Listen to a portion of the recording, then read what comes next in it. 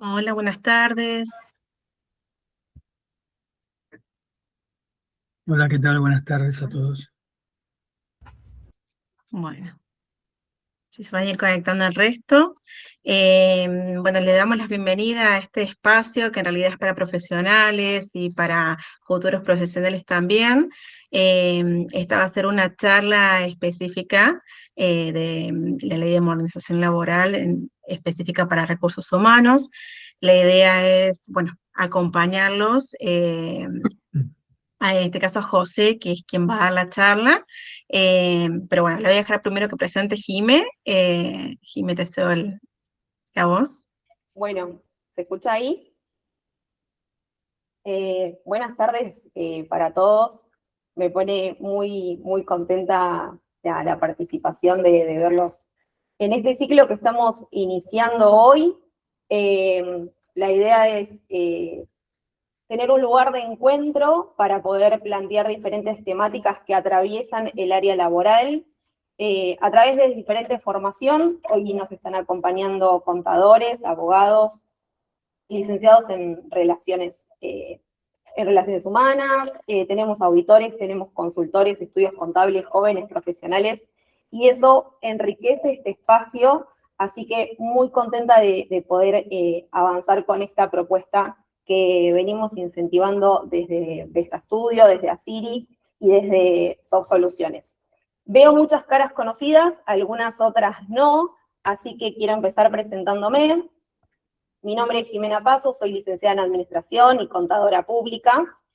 Actualmente llevo adelante el área de empleadores del estudio Vesta Estudio, un estudio contable que se conforma no solamente por el área laboral, sino me acompañan dos socios, el contador Augusto Tevini, liderando el área de impuestos, y el contador Leandro Santoni, llevando adelante el área de contabilidad, y un gran equipo, hay muchos integrantes hoy, a los cuales quiero agradecerles también que nos estén acompañando hoy y en el día a día. La beta del estudio contable lleva el diferencial a nuestros clientes de poder implementar diferentes alternativas en lo que tiene que ver con innovación tecnológica y herramientas en las cuales interviene un poco también la inteligencia artificial, generando un diferencial en la relación con nuestros clientes. Y esa beta tecnológica me permitió poder desarrollar hace 6 años Asiri, que es una plataforma diseñada como una herramienta de apoyo para el área laboral, con todo lo que tiene que ver con la digitalización de la documentación y la implementación de firmas electrónicas, buscando llevar eficiencia a la comunicación entre los empleados, los diferentes sectores, empleado-empleador. Hoy José Luis va a hablar mucho sobre este tema, así que me pone muy contenta toda esta pata normativa y todo esto hard que yo les presento. Tengo el privilegio de que me acompaña desde los soft Estefanía Silva, con Soft Soluciones, con su consultora, colega y amiga, con la cual llevamos más de 3 años trabajando juntas, implementando todo esto en las diferentes empresas en las cuales trabajamos juntas, así que la dejo presentarse a ella para poder iniciar esta temática. Bueno, bienvenidos a los que están ingresando ahora. Yo soy Estefanía Silva, soy licenciada en Recursos Humanos, también técnica en desarrollo de software. Me gusta mucho la tecnología y tengo junto a Karina, que es mi socia, trabajamos en Soluciones Soft, que es una consultora de recursos humanos. Nos dedicamos un poco a selección de personal, implementación de procesos, y estoy muy contenta de compartir este espacio acá con Jimena y con José, que es un gran profesional también del área laboral, es un gran profesional del derecho laboral, tiene muchos escritos para repar, libros también, que bueno, después ya se los va a compartir a lo largo de las filminas. La idea es que puedan sacarle el provecho a este espacio. Es mucha información, está muy abocada por ahí a recursos humanos particularmente, pero la idea es que si tienen dudas o consultas, las vayan haciendo por el chat. Nosotros vamos a tratar de actuar como moderadoras en este espacio y pasándole también la información a José para que pueda ir respondiendo. En caso de que queden consultas por responder, vamos a poner ahí un link para que ustedes la puedan realizar y se las vamos a estar respondiendo por mail a posterior del encuentro. por eso les voy a pedir que todos los micrófonos estén silenciados para, bueno, ir a ritmo porque realmente es mucha la información y la idea es, bueno, que no se pierdan de nada de esto. Así que bueno, le doy espacio a José entonces para que comience a presentar. Bueno, muchísimas gracias, Jime y Estefi. Es un placer estar con ustedes en esta capacitación y con los oyentes sobre el tema de modernización laboral, donde en gran parte toca, o sea, aspectos que son del día a día del área de recursos humanos, como lo vamos a ver durante la charla. Así que bueno, vamos a ya abocarnos y vamos a ver y vamos a hacer algunas aclaraciones cómo el área de recursos humanos interviene en muchos de los temas que vamos a estar desarrollando acerca de esta modernización laboral.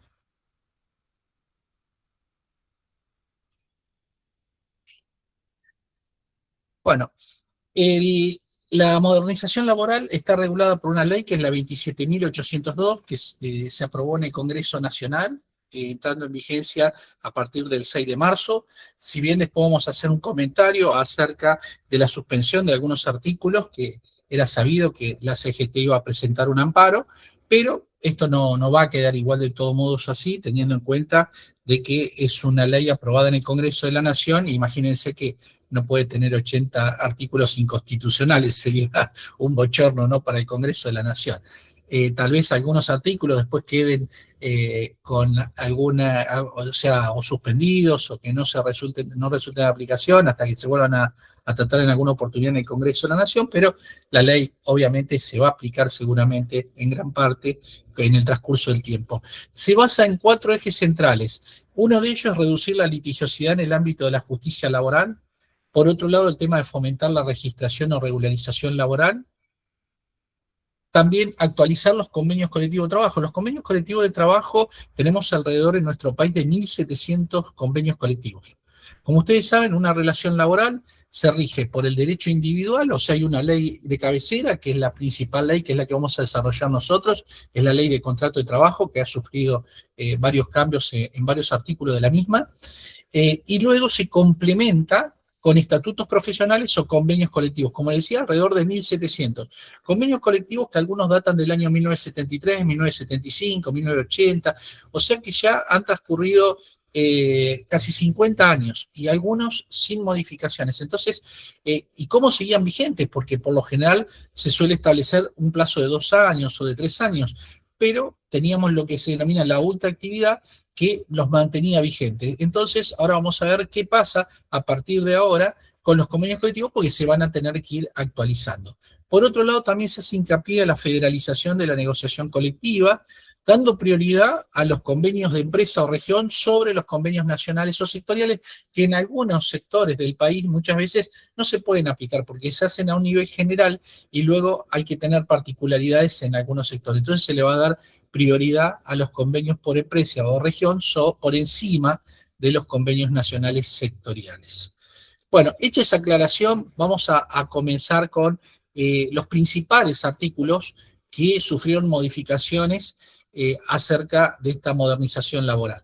Bueno, uno de ellos tiene que ver con el artículo 2 de la Ley de Contrato de Trabajo. La Ley de Contrato de Trabajo es la 20.744, la cual en el artículo 2 establece el ámbito de aplicación y a quién no se aplica, y si uno se remite va a ver que dice, bueno, no se aplica, por ejemplo, para el personal de casas particulares, salvo en aquellas cuestiones que la misma ley lo remita, o en situaciones, digamos, donde esté contemplado que sí resulta aplicación y no esté, digamos, que no desnaturalice el régimen jurídico propio de esa actividad. También pasa con el trabajo agrario. El trabajo agrario tiene su ley propia también, y por otro lado también varios de los institutos que trata la norma se rigen por la ley de contrato de trabajo, o sea que se aplica en gran parte. Pero bueno, a esas dos exclusiones y también a lo que es el personal de la administración pública nacional, provincial o municipal, salvo que se aplique la ley de contrato de trabajo, no resulta de aplicación para esas relaciones laborales. A esto agregaron las contrataciones de obra y servicios, agencia, transporte, ya con la ley 27742 a partir de julio, del 9 de julio del 2024, se había agregado el contrato de obra y servicios, pero ahora agregaron agencia, transporte, flete y toda otra relación jurídica regulada por el Código Civil y Comercial de la Nación. Por otro lado, teníamos los trabajadores independientes con colaboradores, que ahí está el libro de mi autoría, la segunda edición de la editorial de Repar. Es un libro pequeño donde ahí trato todo el tratamiento sobre los trabajadores independientes con colaboradores, en qué casos se puede aplicar y en qué casos no, del cual ahora lo ponen en forma expresa dentro del articulado que queda excluido de la ley de contrato de trabajo y se regula justamente por el Código Civil, donde en el libro yo trato ahí cuál es el marco regulatorio, tienen un modelo de contrato, tienen cómo tiene que hacer la inscripción en un padrón, y ahora se agrega también dentro de esta modernización laboral un régimen para prestadores independientes de plataformas tecnológicas que están vinculados a las prestaciones de servicio del transporte de personas. Vieron como hay Uber, Didi, todo ese tipo de empresas, también Pedido Ya, todo lo que sea compra por plataforma, ¿no? Bueno, ya sea en motocicletas, en bicicletas o en medios de transporte de personas, en donde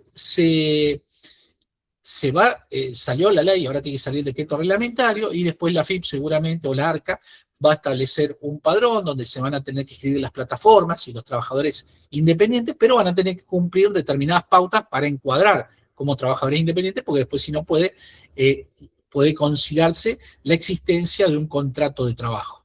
Eso, bueno, yo ahora estoy haciendo también un librito como este otro, ¿no? En donde ahí explico justamente en qué casos se puede llegar a dar una relación de dependencia en torno al artículo 23 de la Ley de Contrato de Trabajo. Lo que se trata de hacer justamente es de que no tenga horarios fijos, de que tenga determinado, aunque tiene alguna falencia la normativa, en donde se pueden llegar a fijar pautas luego que esos pueden configurar la existencia de una relación de dependencia subordinada, en donde podrían haber litigios también, ¿no? Por eso.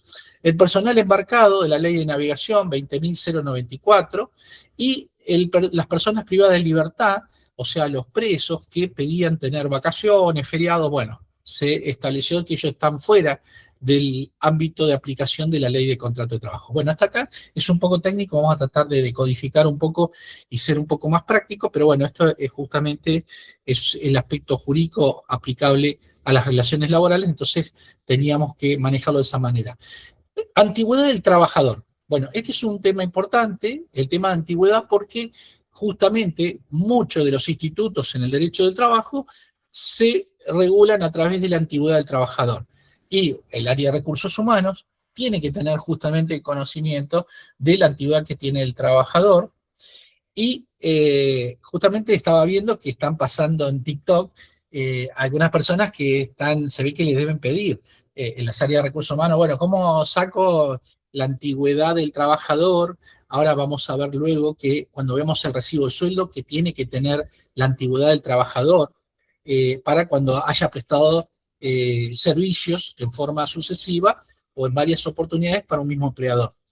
Bueno, este artículo en un principio iba a quedar casi igual a como estaba, lo cual no cambiaba nada y estaba interesante, digamos, porque lo único que lo habían ayornado un poquito, cambiarle algunas palabras, pero, o sea, el artículo lo que establece es que cuando una persona presta servicios para una empresa, en más de una oportunidad, independientemente de la modalidad de contratación, siempre que sea un contrato laboral, por ejemplo, una pasantía o una beca, en ese caso son contratos no laborales, eso no se va a computar como tiempo de servicio. Pero si hayan estado con un contrato eventual, un contrato a plazo fijo o un contrato a tiempo indeterminado, no importa el motivo de la extinción, cuando vuelve a entrar se computa toda la antigüedad. Eso es un derecho adquirido que no lo pierde. Bueno, en la Cámara de Senadores de la Nación se incorporó un párrafo que, bueno, hace un poco ruido porque esto puede traer conflictos después, seguramente yo no estoy de acuerdo en absoluto sobre este tema, pero bueno, dice que si transcurre un plazo de 2 años entre el cese del vínculo laboral, cualquiera fuera el motivo, y el trabajador vuelve a prestar servicios con la empresa, la antigüedad del tiempo de servicio anterior no será computada. Bueno, yo no sé si lo han querido hacer en función porque lo único que piensan muchas veces es en el tema indemnizatorio, ¿no? En el artículo 245, pero ahora lo vamos a ver que la antigüedad la tenemos que tomar justamente en dos sentidos, y ahora lo vamos a analizar. Entonces, bueno, pero hoy está así, por ahora está así, está observado. Ojalá que después no se aplique este artículo, porque puede quedar como estaba antes y es lo mejor que podría ocurrir, porque no necesitaba ningún tipo de cambio. Este artículo tiene una correlación, que es el artículo 18 de la ley, con el tema después indemnizatorio, que es el artículo 255, que vamos a ver dentro de un ratito.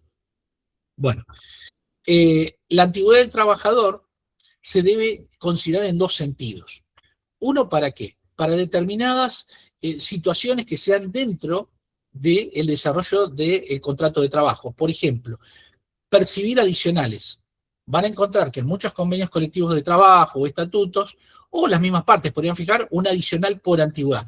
Por lo general en la práctica suele ser, eso no quiere decir que todos sean iguales, pero la mayoría suele ser un 1% sobre el sueldo básico del trabajo. Pero podría ser un valor fijo, podría ser, no sé, en caso de agrarios a los 10 años cambia, al 1,5, no importa. Lo importante es que la antigüedad del trabajador le da el derecho que cada vez que cumple un año de antigüedad cobra un poquito más. Bueno, eso por el transcurso del tiempo no debería perderlo, porque tampoco va a perder el trabajador su know-how, ¿se entiende? O su capacidad para poder desarrollar la actividad dentro de la empresa. No se puede borrar como si fuera, no sé, un archivo que lo eliminás. No, eso lo lleva por sí que, por eso que digo que el transcurso del tiempo no puede, en ese caso, prescribir la antigüedad del trabajador. Por otro lado, para licencias, por ejemplo, vacaciones. La licencia de vacaciones es un derecho constitucional. Están en el artículo 14 bis de la Ley de Contrato de Trabajo, y esa licencia o descanso, que son descansos, que es el descanso anual, se da en función a la antigüedad del trabajador también. Entonces, imagínense un trabajador que tenía 8 años de antigüedad, reingresa a la actividad después de 24 meses, 25 meses, y ahora arranca de 14, cuando antes tenía 20 y pico de días. ¿Se entiende? No, eso me parece un absurdo total, el cual ese derecho para mí no se debería perder bajo ningún punto de vista. Yo estoy tratando, bueno, de desarrollar, ¿no? de hacer algún artículo técnico, teniendo en cuenta, bueno, algunas teorías, la teoría de la progresividad o acuerdos internacionales que después los jueces lo utilizan para que, digamos, esto no lo apliquen. Tengan en cuenta que si bien en la ley de contrato de trabajo pueden haber algunas situaciones o pueden estar regulados algunos artículos, después en la práctica los jueces tienen un margen de maniobra. ¿Por qué? Porque hay acuerdos internacionales y si están refrendados por el Congreso de la Nación tienen carácter de supraley, o sea que están por encima de la ley de contrato. Entonces tienen herramientas como por ahí para no aplicar eso, ¿se entiende? Entonces el tema es encontrar justamente algún sustento jurídico como para no aplicarlo. Bien, entonces, otros derechos también, por ejemplo, ¿qué pasa si un trabajador se enferma? Si se enferma, la antigüedad también le cambia el plazo, el tiempo en el cual podría llegar a estar enfermo con un régimen de cotización. También la antigüedad en el caso de suspensión de trabajadores, la antigüedad también se tiene en cuenta porque se empieza por el menos antiguo. Entonces imagínense, ese que tenía 8 años pasa a ser ahora el menos antiguo. Bueno, hay muchas circunstancias en donde se tiene en cuenta la antigüedad a los fines del otorgamiento de un derecho. Y el segundo caso es a los fines indemnizatorios de corresponder, que lo vamos a ver luego cuando veamos el artículo 255. ¿Qué pasa al momento de distinguir un vínculo laboral, ya sea un despido, por ejemplo, en el caso de un trabajador que haya prestado servicio durante más de una oportunidad? Lo vamos a ver ahora en un ratito. Entonces, este artículo lo que se incorporó fue un plazo de prescripción de 2 años. Igual el empleador, si se lo quiere considerar, no afecta al orden público laboral, lo cual ustedes lo que tienen que saber siempre es, más allá del tecnicismo, ¿no? A veces de las palabras que utilizamos, del orden público laboral, es que hay cosas que las partes pueden negociarlo y no afecta el orden público laboral, o sea, los derechos mínimos consagrados en la ley que no puede renunciar el trabajador por el artículo 12 y el principio de renunciabilidad. Entonces, saber qué cosas se pueden hacer sin alterar ese orden público y qué cosas sí se pueden hacer. Lo vamos a ir diciendo a lo largo de los distintos institutos que vayamos desarrollando. Bien. El libro de sueldos. El libro de sueldos estaba regulado en el artículo 52 de la Ley de Contrato de Trabajo. Bueno, queda derogado, o sea que no existe más el libro de sueldos ni tampoco la planilla horaria, que es de otra ley, la 11.544, el artículo sexto. Esa planilla horaria y de descansos que tenía que ver y horas extras, bueno, que tenía que estar en un lugar visible para el trabajador, a partir de marzo no tiene que, o sea, no, no resulta obligatoria. Eso no quiere decir de que el área de recursos humanos, o que un área que después le pase la información a recursos humanos, o al área que tengan que liquidar los saberes, que tengan que hacer un control del ausentismo y del tiempo de servicio que prestó el trabajador, sobre todo en producciones o cuando se cobra por hora. Son dos cosas distintas, ¿se entiende? Ahora bien, usted me dice, ¿y qué pasa con el libro de sueldos que nosotros estamos presentando a la FIP? Bueno, eso no va a cambiar, no se va a eliminar. Lo que se estableció es que el único registro del trabajador va a ser aquel estipulado por la ARCA, que está regulado por la resolución que vemos ahí del 2010, en donde se establece cómo se tiene que dar del alta al trabajador, o sea, en qué momento, si se quiere anular el alta, cómo lo tienen que hacer, o modificar los datos también, y las bajas, que también hay plazos 5 días corridos para las bajas. Las altas son antes del inicio de la relación laboral, por excepción algunas se puede hacer el mismo día, pero en principio son antes de iniciar la relación laboral. Por otro lado, se estableció que las jurisdicciones, o sea, el poder de policía acerca de pedir el libro de sueldo, de rubricar los libros de sueldo, las planillas horarias, las libretas, lo que teníamos antes, bueno, lo hacía, lo llevaban a cabo a través de los ministerios de trabajo jurisdiccionales de las provincias. Bueno, se establece que ahora se van a tener que abstener de solicitar información relacionada con el libro de sueldos, y que la única inscripción vigente y válida es aquella que se hace ante el ARCA. Entonces, ahí puse varias correlaciones de normativas que dicen lo mismo, o sea que usted me dice, y entonces ahora, ¿no tengo que presentarme al libro de sueldo? En la provincia, no sé, supongamos que estamos en Córdoba, provincia de Buenos Aires, o la que fuera, sí, van a presentar el libro, pero hasta el mes de marzo. A partir de abril, no resultaría, o sea, no existe más el libro. Entonces, digo hasta el mes de marzo porque la ley salió justo el día 6 de marzo, y bueno, como se toma por mes lo que es las declaraciones juradas que se presentan, bueno, entonces ese mes lo vamos a tomar como incluido, pero ya a partir de abril el libro de sueldo no existe, por ende, igual que las planillas horarias, por ende no se puede rubricar algo que no existe, ¿se entiende? Entonces, y algunos me dicen, pero no tiene potestad, no. Esto es una ley nacional que ellos tienen potestad, pues tienen poder de policía, pero no tienen una ley provincial que diga que tengan que llevar un libro de sueldos, a menos que la quieran crear, pero no sé para qué, para recaudar solamente, para otro motivo no sería, ¿se entiende? ¿Por qué? Porque la información ya está. El único problema de esto es que está regulado vía administrativamente. A mí me hubiera gustado que el contenido del registro del trabajador y la liquidación de haberes, todo eso esté contemplado en la ley. O sea que, y después el decreto reglamentario faculte a la FIP a poder sacar la reglamentación, pero que la cuestión de fondo no esté en una resolución, esté, porque me la cambian en cualquier momento y eso no me da seguridad jurídica.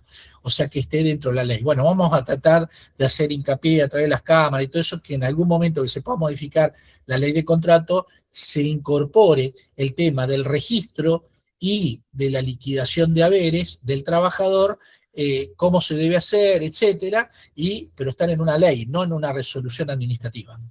Bien.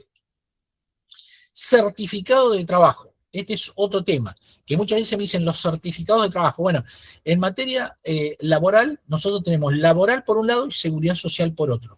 Este tiene que ver con lo laboral, es el artículo 80 de la Ley de Contrato de Trabajo. Después hay otro certificado que es de la Ley 24241, Sistema Integrado Previsional Argentino, que ese certificado, al extinguirse el vínculo, se le hace al trabajador y son los 10 últimos años donde se consigna la remuneración y, excluido el aguinaldo, y se consigna el carácter de servicio, si es común y diferencial, a los fines de poder determinar el haber previsional. Bien, ese surge del artículo 12G de la ley jubilatoria.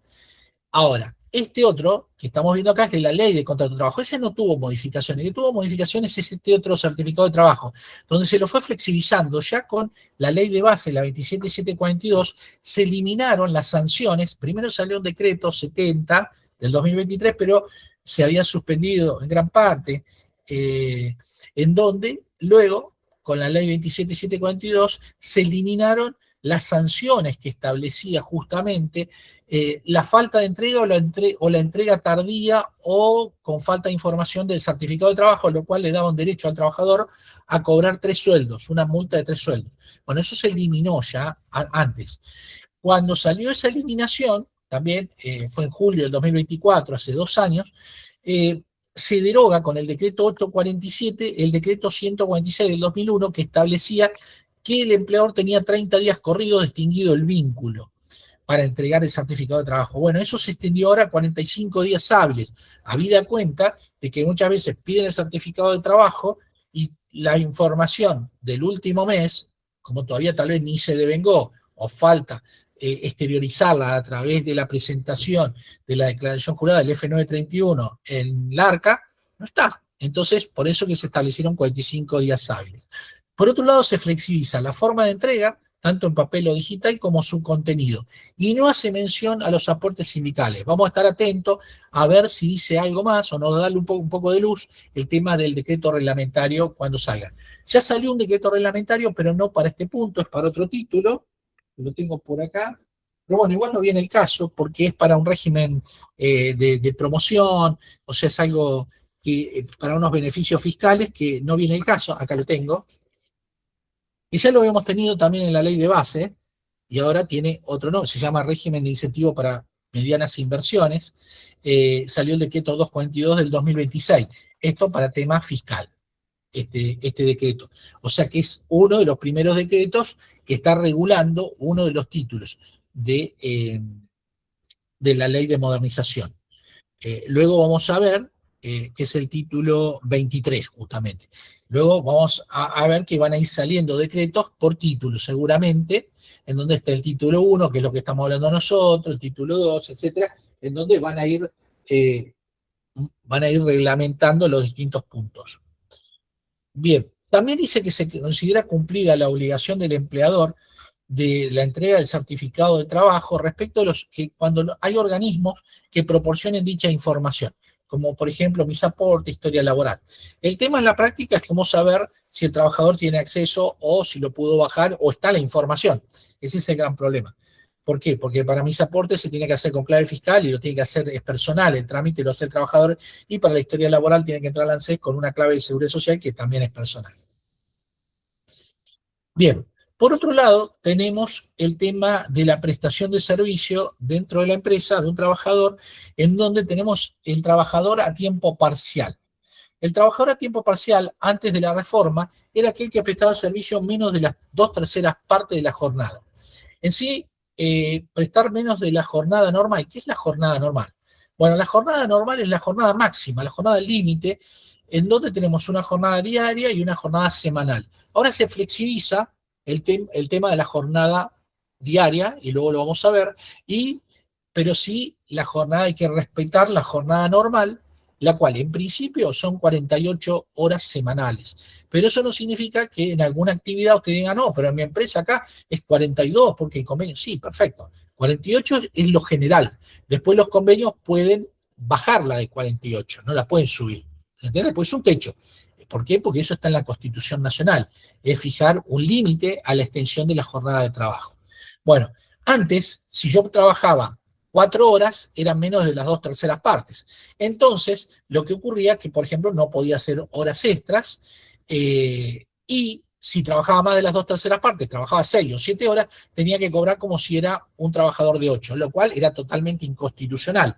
Ahí nadie se quejó de eso, nadie decía nada, ¿no? Pero bueno. Ahora, si yo trabajo menos de la jornada normal, menos de 8 horas, es jornada parcial para todos. Es una jornada reducida, parcial para todos, en el cual van a cobrar en función a la cantidad de horas que trabajan, independientemente que trabajen 6, 7 horas, van a cobrar en función a esa cantidad de horas. Van a poder hacer horas suplementarias, pero esas horas suplementarias van a ser hasta el límite de la jornada máxima. Podrán hacer horas suplementarias como excepción, pero cuando se requiera por una naturaleza extraordinaria, que se llama, nosotros decimos el artículo 89, que es donde establece que cuando se pone en riesgo la producción o la economía, no sé, no vino un relevo, por ejemplo, estamos en un hospital y tienen que operar a un trabajador y la enfermera no vino y está el otro que estaba de turno, se tiene que quedar. No se va a morir la persona porque no vino el relevo, te tenés que quedar, y ahí sí, si bien un trabajador no está obligado a prestar horas extras, pero en este caso, por solidaridad, lo tiene que hacer y está dentro de sus obligaciones enmarcadas dentro del artículo 89 de la Ley de Contrato de Trabajo. O sea que tiene que ser una naturaleza extraordinaria. ¿Cuándo se cobra el recargo de la hora extra? Una vez que supera la jornada normal. Bien, por otro lado, ahora no hay una clasificación en jornada reducida, eliminándose la posibilidad de cobrar por jornada completa quien no trabaje dicha extensión.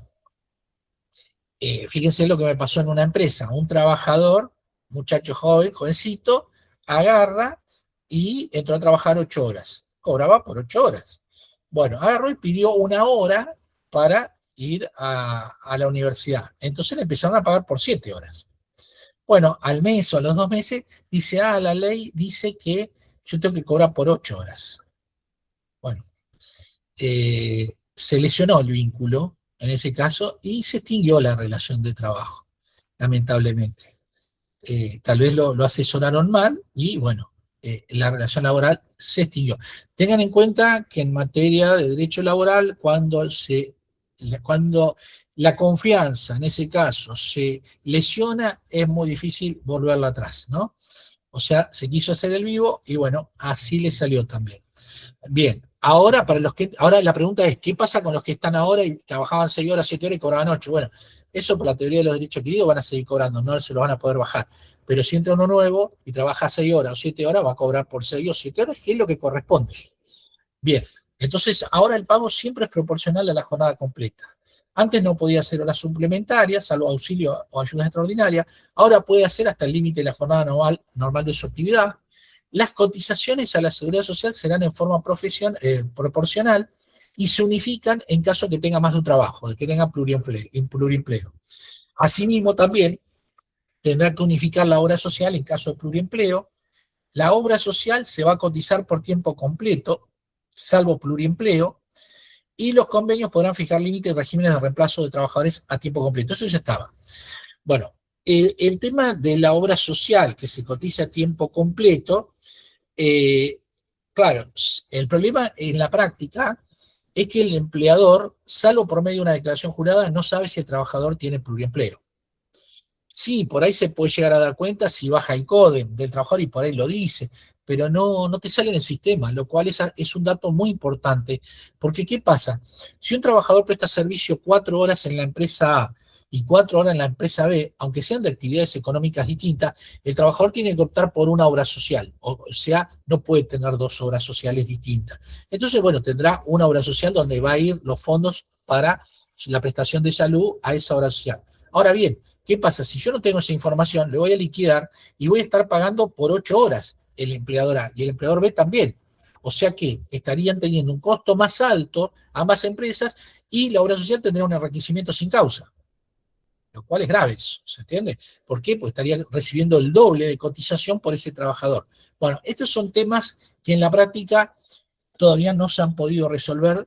Y yo digo, pasa el tiempo, son 30, 40 años, 50 y sigue igual. Pero bueno, algún día vamos a tratar de que esto se cambie. Yo por medio de la Federación del Consejo de Ciencia Económica estuve tratando de ver este tema con la Superintendencia de Servicios de Salud, porque lo que quiero es que el empleador no informe más el tema de obra social, que no tenga ningún tipo de responsabilidad por la obra social que tenga el trabajador, porque él no tiene nada que ver. Habría que hacer un proyecto de decreto nuevo. Y el problema es que hay que modificar la ley. ¿Por qué? Porque el decreto nuevo, me refiero a lo que tiene que ver con el régimen de opción de obras sociales, el decreto 504 del 98. ¿Por qué? Porque el decreto está hecho para un trabajador que entra y no se va más. Ahora, ¿qué pasa si se va y vuelve a entrar? Bueno, no te aclara nada el decreto. Entonces, es como que la superintendencia fue sacando formulario y todo, pero no está regulado, no está en el decreto, no está nada. Entonces, las obras sociales van viendo su conveniencia. Y con respecto a la cotización, se sacó un decreto que decía que para trabajar a tiempo parcial tiene que cotizar tanto, pero es un valor muy bajo, que las obras sociales no te van a brindar el servicio. Entonces te dicen, no, la ley dice que es por jornada completa. Entonces yo te doy el servicio y la ley está por encima del decreto. Entonces hay que modificarlo, tendría que haber estado acá en la ley. Tal vez tendrán que haber puesto que en aquellos casos de que, salvo que sea pluriempleo, la cotización mínima será equivalente a, no sé, 2 salarios mínimos vitales móvil, 3, no sé, lo que quiera. Habría que estudiarlo. Y independientemente de la actividad económica, cosa que no haya reclamos en la práctica. Bien, esto es trabajador a tiempo parcial. Ahora viene el tema modalidades de contratación. Esto es importante para el área de recursos humanos. Fíjense que todo toca recursos humanos porque en sí este tipo de contratos se hacen a solemnitate. ¿Qué significa? Que tienen que tener el contrato, tiene que haber hecho el contrato y tiene que estar bien el motivo por el cual se hace el contrato, porque justamente tiene que ser por una causa que se justifique, porque en caso de duda se va a considerar a tiempo indeterminado, en ese caso el contrato de trabajo. Bueno, este es para, dentro de los contratos tenemos como regla general el contrato a tiempo indeterminado, que es aquel que tiene un periodo de prueba dentro del mismo, y tenemos los que son contratos, digamos, indeterminados, que pueden ser de prestación continua o que pueden ser de prestación discontinua, como antes lo conocíamos como de temporada. Eso ambos tienen ahora periodo de prueba. El que no tiene periodo de prueba son los que son de tiempo determinado, que son el contrato a plazo fijo, que sería el contrato de duración cierta, que es el que estamos viendo ahí, y el contrato de duración incierta es el eventual, que tampoco tiene en ese caso periodo de prueba. Bueno, lo que dice ahí que en el caso de un contrato, sería un contrato a plazo fijo, no un contrato de duración cierta, se haga la ruptura del contrato antes del tiempo estipulado. Bueno, dice, se reemplaza la indemnización por daños y perjuicios, la ruptura, ahora lo vamos a decodificar eso, la ruptura del contrato a tiempo determinado, duración cierta, ante tempus, por la indemnización que corresponda a prescripción del contrato, considerando ese solo efecto, se computará la antigüedad que habría acumulado hasta la fecha de finalización del plazo original pactado. Bueno, en otras palabras, por ejemplo, si yo le hacía un contrato de trabajo por 6 meses, un contrato a plazo fijo, y hacía la ruptura del contrato en el mes 4, en ese caso, y que no sea un despido con justa causa, ¿no? En ese caso, tenía que pagarle una indemnización por el artículo 95 de daños y perjuicios, lo cual no está estipulado cómo calcularse esa indemnización, pero, porque lo debería fijar la justicia, pero en la práctica se consideraba que era lo mínimo que me iban a reclamar, y lo mínimo que me iban a reclamar eran esos 2 meses. O sea, como si fuera un preaviso, o sea, lo que hubiera cobrado si hubiera ido a trabajar esos 2 meses. Entonces, la indemnización del artículo 95 sería justamente el sueldo, antes era el sueldo que hubiera cobrado en esos 2 meses que faltaba. Y como ese periodo hubiera ido a trabajar, también se calcula el aguinaldo sobre la indemnización del artículo 95, porque sería un periodo que hubiera ido a trabajar y hubiera devengado remuneración, por ende hubiera devengado aguinaldo. Pero siguiendo la suerte del principal. ¿Por qué? Porque es un concepto que encuadra dentro del artículo 7 de la ley jubilatoria y no está sujeto a aportes y contribuciones. O sea, no le genera carga social al empleador. Bueno, eso era antes. Ahora te dice que solo a los efectos de considerar si hay que indemnizarlo o no, dice tenés que tomar la antigüedad, pero en vez de tomar hasta el mes 4, tenés que tomar todo lo que hubiera durado el contrato. Y en este caso el contrato hubiera durado 6 meses. Bien, entonces decimos la antigüedad solo a los fines de ver si corresponde a la indemnización es de 6 meses. Ahora bien, ¿cuáles son los caracteres de este contrato? Bueno, el contrato a plazo fijo, cuando tiene más de un mes, se preavisa, cuando tiene más de un año, se indemniza. Y en media, sueldo por año de servicio fracción mayor a 3 meses. Entonces acá es, por lo general, cuando el contrato se hace por escrito, ya se deja estipulado la notificación, entonces el plazo fijo, olvidémonos, perdón, el preaviso lo dejémoslo de lado, porque por lo general en todos los contratos lo ponen, y con respecto a la indemnización, como el contrato es de 6 meses, no tiene indemnización, porque debería tener más de un año. Ahora bien, ¿qué pasa si en vez de haber sido 6 meses, el contrato hubiera sido de 14 meses? Bueno, si hubiera sido de 14 meses y hubiéramos hecho la ruptura dentro del mes 10, antes le tendría que haber pagado 4 meses. Ahora le tendría que pagar medio mes. ¿Se entiende? Ahora, ¿qué pasa si hubiera sido de 18 meses? Bueno, en ese caso le tendría que haber pagado 2 medios sueldos, o sea, un sueldo. Se entiende más o menos a dónde apunta, se flexibiliza el tema de esta indemnización. Bien, por otro lado, dentro de la ley de modernización laboral se derogan varias leyes, y dentro de ellas se deroga la ley 27.551, 555, perdón, que es la ley de teletrabajo, en donde incorporó a la ley de contrato de trabajo el artículo 102 bis. O sea que se deroga a partir del 1 de enero del 27. ¿Qué significa? Que a partir, si esto, digamos, se levantan los artículos que están suspendidos y todo, y entra en pleno vigor, a partir del año que viene, ya la ley de teletrabajo estaría derogado y el artículo 102 bis de la ley de contrato de trabajo respecto al teletrabajo estaría derogado. Ahora bien, la pregunta es, ¿y qué pasa con las relaciones laborales vigentes? No, eso no cambia. Los contratos van a seguir igual, también se va a poder seguir celebrando contratos de teletrabajo o esa naturaleza híbrida que hay en algunos casos donde presta servicio algunos días en la empresa y algunos días en su casa, lo van a tener que plasmar por escrito también. El tema es que no se van a aplicar las obligaciones que estaban dentro de la ley 27.555, ¿se entiende? Ese es el tema, lo único. Algunos me preguntan, ¿y qué pasa con la ley esa en el artículo 10? Decía que yo me podía descontar en ganancias los gastos de teletrabajo. Bueno, hasta fin de año sí, porque está vigente.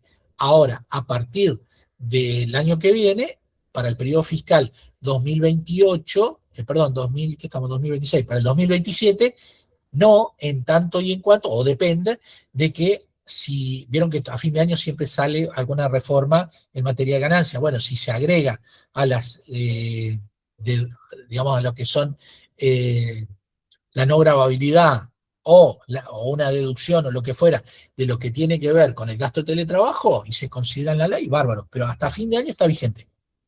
Bien.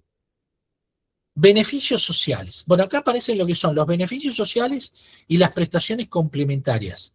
Esto lo estamos pidiendo también hace rato, y son aquellos conceptos del cual el trabajador le paga por encima de su retribución y del cual no se va a encontrar obligado a tener que pagar cargas sociales, porque son conceptos de carácter no remunerativos. Entonces, y también es importante para la extinción del vínculo, porque ¿qué pasa? Ahora lo vamos a ver en algunos casos, como en las prestaciones complementarias, que los trabajadores solían reclamar a la extinción del vínculo la utilización del automóvil propiedad de la empresa, la telefonía celular y, bueno, la tarjeta corporativa y otros gastos para incrementar el valor de la remuneración y cobrar una indemnización un poco más elevada. Bien, beneficios sociales, alimentación.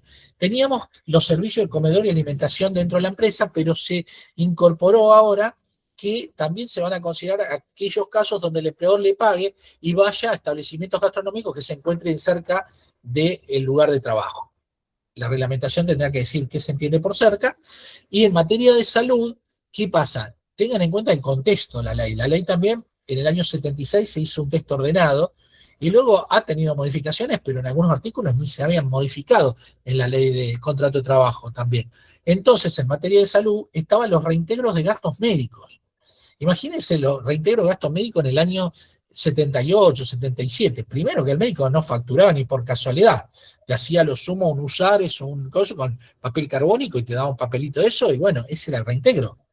Bueno, ya seguramente había, yo no recuerdo cuántos años, si tiene 60 años, o de cuáles son las obras sociales, las prepagas más antiguas del país. No me puse a investigar, pero bueno, puede ser que estén más o menos en esa época, capaz que existían, pero bueno, todavía no la habían considerado en la ley, lo cual los planes o seguros de salud era importante que se agregue, porque es un derecho que, o sea, el trabajador que tiene un derecho a la salud, a poder tener una salud, que se esté haciendo cargo a alguien de eso, para el Estado es un golazo, ¿se entiende? Entonces está muy bueno de que si el empleador le paga, lo único que está faltando acá, que esto habría que llevarlo a la ley de impuesto a las ganancias, porque si bien es un concepto no remunerativo que el empleador le pague la diferencia del plan o le pague todo el plan de salud, en ese caso estaría bueno que no esté alcanzado en ganancias, porque hoy está grabado en ganancias, porque sería considerado como un pago en especie y estaría grabado en impuesto a las ganancias. Prestaciones complementarias, también conceptos de carácter no remunerativo. Por ejemplo, tenemos el reintegro con comprobantes de sumas que resulten del uso por parte del transporte público para ir al trabajo y volver, ¿no? En ese caso, y los gastos derivados de uso de telefonía celular e internet con fines de trabajo, ¿no? Bueno, se va a reglamentar después en qué cuantía o cómo, ¿no? Porque capaz que el teléfono lo use en forma parcial y no total. Bueno, eso se establecerá de qué manera se va a poder considerar una prestación complementaria de esta naturaleza. Salario dinámico. Bueno, el salario dinámico, esto también está en otra normativa, se estableció dentro de la negociación colectiva, que se puede fijar salarios dinámicos, que se pueden dar por disposición del convenio colectivo, por eso también está en la ley 1450, por acuerdo individual entre el empleador y el trabajador, o por disposición unilateral del empleador, donde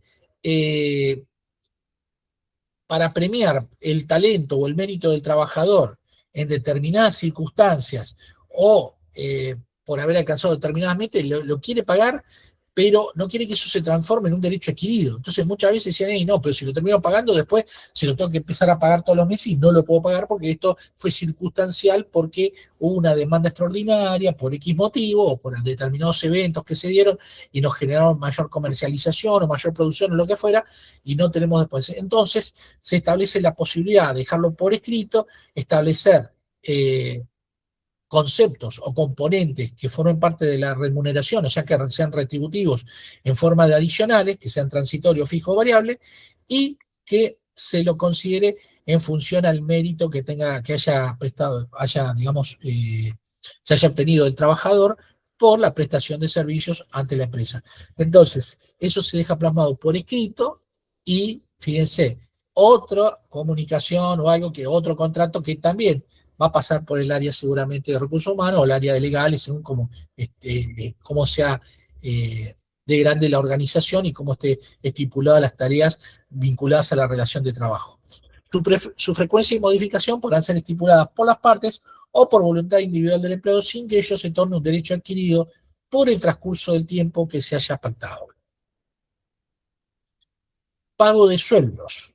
Bueno, serán válidas las acreditaciones que se efectúen por medios autorizados, acreditación en cuenta abierta a su nombre, en entidad bancaria o una institución de ahorro oficial. Bueno, cuando se empezó a tratar en el Congreso de la Nación el proyecto, en uno de los artículos, el artículo que trataba este tema justamente, tenía en el medio del mismo la posibilidad de hacerse el pago por otras formas, como en el tema de billeteras virtuales. Por eso que ahí está tachado, en un momento no lo tenía tachado. Entonces, la pregunta ahora es cómo sería. Bueno, ¿se puede pagar en efectivo? Como decía antes el artículo, decía, en todos los casos el trabajador podrá solicitar que se pague en efectivo. No. Para la ley de contrato de trabajo solamente se va a hacer por medio de acreditación en una cuenta bancaria. Tampoco puede ser Mercado Pago. Tiene que ser una institución de ahorro oficial o una cuenta bancaria, que puede ser en pesos o en dólares. ¿En qué cambia? En que antes el pago en dinero solo era en pesos y el dólar era en pago en especie. Entonces se le podía pagar hasta un 20%. Ahora le van a poder pagar el 100% en dólares. Después se verá el tema del cambio, lo que fuera. Bueno, ese es otro tema. O cómo se harán las caras sociales, otro tema. Pero bueno, puede ser en pesos o en dólares. Vamos a ver si la reglamentación dice algo sobre el tema del pago en dólares, ¿no? Entonces, ¿se puede pagar en billeteras virtuales? No, porque, digamos, se eliminó del proyecto, lo que estaba en el proyecto. Ahora ven, caracteres, pago de sueldo, las formas. Por los cambios introducidos, la cuenta sueldos en pesos o en dólares, cuenta abierta en entidad bancaria o institución de ahorro oficial, sin costo alguno para el trabajador, sin límite de extracciones, sin costo de transferencia desde esa cuenta, sin costo de constitución, sin costo de mantenimiento. Y no se puede pagar en efectivo. Ahora bien, alguno me va a preguntar, ¿y qué pasa con la doméstica? La doméstica sí le pueden pagar en efectivo. ¿Y qué pasa con el campo, que tiene otro régimen regulatorio? También se le puede pagar en efectivo. Cuidado, porque he visto que están pasando cosas, digo, todas hacen publicidad y todo, pero tengan cuidado porque algunos están diciendo de que también en casas particulares hay que pagar por cuenta bancaria. No, lo pueden hacer, pero no es obligatorio, lo pueden seguir pagando en efectivo, tanto en casas particulares como en trabajo agrario. ¿Por qué? Porque hay otros artículos que no se tocaron dentro de su propia legislación que establece la posibilidad de que el pago se haga en dinero efectivo. ¿Se entiende? Entonces, solo para la ley de contrato de trabajo es acreditación bancaria. Lo otro lo pueden hacer, sí, eso no hay ningún tipo de problema, pero no es obligatorio, digamos, o no queda vedada la posibilidad de hacer el pago en efectivo en casas particulares y en agrario. O dice, y con otros medios de los señalados, no se podría hacer hoy, como por ejemplo, billeteras virtuales o el tema de eh, mercado pago, etcétera, ¿no? Recibo de sueldo. Bueno, el recibo de sueldo tiene solemnidades, ellos están contemplados en el artículo 140. Se elimina la constancia de recepción del duplicado del trabajador, pero se agrega una copia del original. O sea que el recibo ahora se va a hacer en una sola copia con la firma del empleador. ¿Qué pasa? Anteriormente, ¿cómo era esto? Bueno, en épocas atrás no habían cuentas bancarias, o sea, no se hacía el depósito en cuenta bancaria, se pagaba en efectivo. Entonces, luego se fue modernizando todo y ya el recibo era un sobre, en donde uno pedía al banco el billeteo y te venía, tal vez si eran muchos los trabajadores, te venían con un camión y te bajaban como custodia, seguridad y todo, que tenía un costo, ¿no? Y bajaban el dinero. Había que ensobrar. Entonces se ensobraba de acuerdo a los billetes más grandes, siempre utilizando el billete más grande. Me acuerdo que en una empresa, en el año 90 y pico, voy a una empresa y estaban ensobrando. Y le digo, ¿por qué metiste 2 de 50? Le digo, sí, hay uno de 100. No, me dice, pero es lo mismo. No, no es lo mismo. Digo, saquen todo. Digo, saquen todo y empiecen de vuelta. Digo, pero yo también hice lo mismo. Saquen todo, le digo, pero no te va a alcanzar. Salvo, digo, que tengan una caja chica con dinero, con bastante dinero, como por. Después no te cierra. Sí o sí tenés que utilizar siempre el billete más grande. Bueno, lo hicieron y después dio perfecto. Pero bueno, yo pues ya sabía, pues lo había hecho muchas veces, ¿no? Bueno, entonces, ¿qué pasaba? Estaba el sobre, que en el sobre ese estaba la firma del empleador. Y en el otro recibo, que era una hojita simple, que era igual a la otra, la firmaba el trabajador. O sea, lo que el trabajador me estaba firmando es que había recibido esa cantidad de plata. Ahora, a veces sí, no estoy conforme, no importa, tenés 2 años para poder reclamar el crédito laboral o si no estás de acuerdo. Vos lo que recibiste es esa cantidad de plata por el mes. Después, si está mal o bien, lo podés reclamar igual, aunque haya firmado el recibo. Ahora no firma más el recibo el trabajador. ¿Por qué?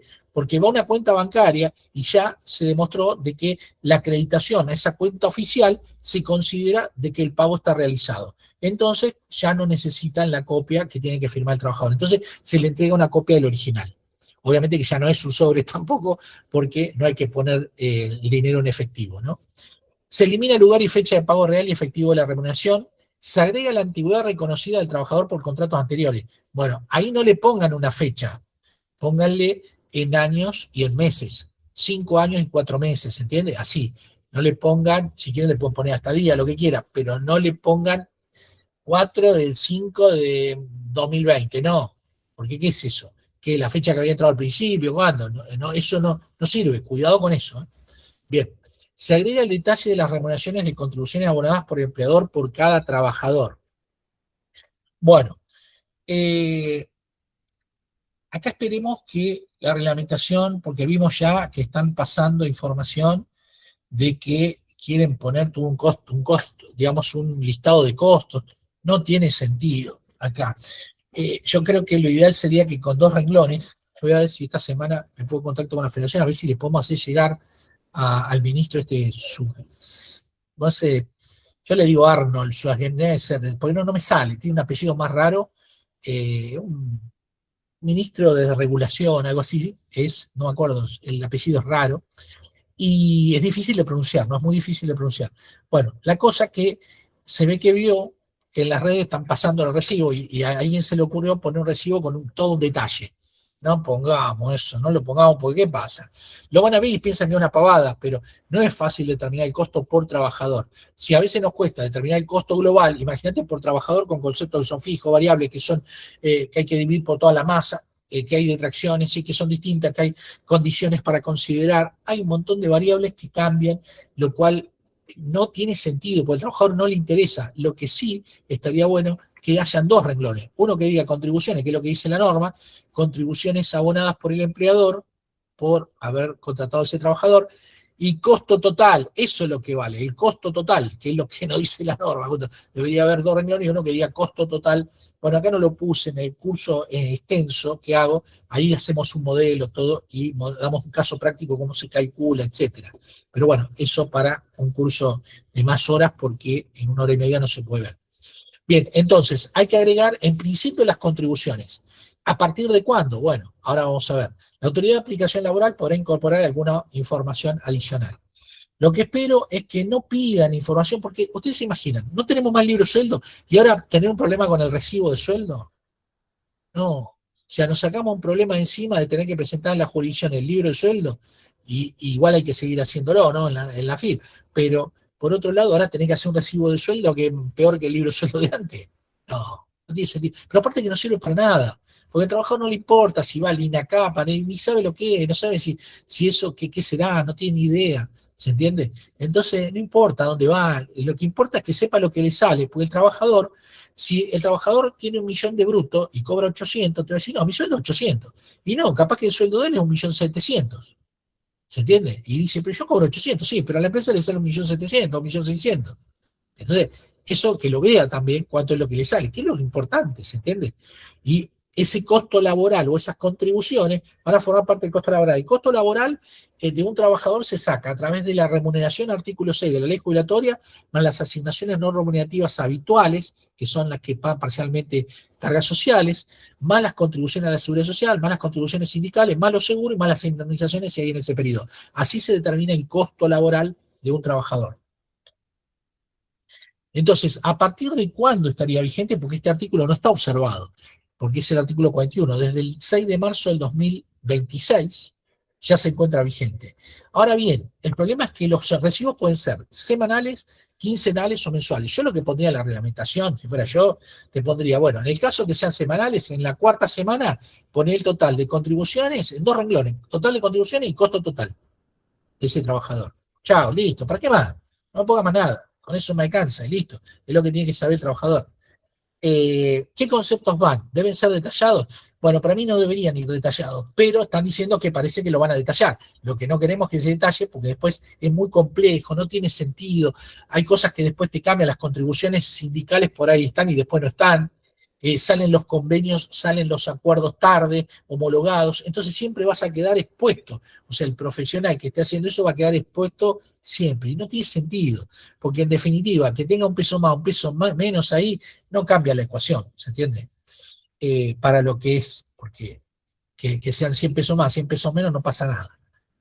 ¿A qué mes corresponden las contribuciones patronales? Vieron que si bien por la ley 17 de 250, hay que consignar en el recibo de sueldo el depósito del mes anterior, pero eso no tiene nada que ver. Esto es en el mes en curso, porque lo que quiere ver es vinculado a ese pago o vinculado a todo el pago del mes sería. Más que todo sería el pago del mes, porque no me importa la quincena, porque sacar el costo por quincena también es una locura. Sacarlo en la segunda quincena y chavo, esperemos que sean lo más flexible posible, porque hay que simplificarle la vida a la empresa para que utilice esa energía o esos recursos para producir bienes y servicios y poder dar más fuente de trabajo, ¿se entiende? Que eso es lo importante. Y eso genera derecho de incidencia colectiva, el Estado recauda más, todos estamos mejor.